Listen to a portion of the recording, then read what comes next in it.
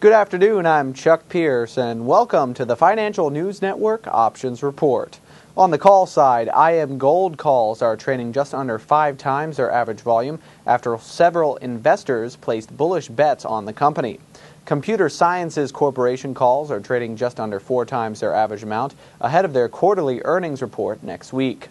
McDermott International calls are not far behind, trading over 3 times their average amount despite missing earnings expectations.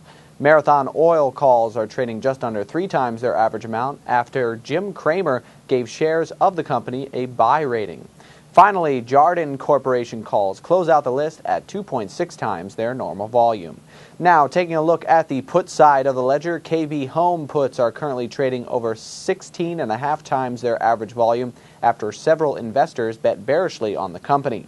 Interactive Brokers Group puts are not far behind, trading at 13.7 times their average volume. Rambus and NetLogic puts are both trading around 6 times their average volume as investors are generally bearish on the tech sector. Finally, Delta Airlines puts close out the list at 5.2 times their average volume.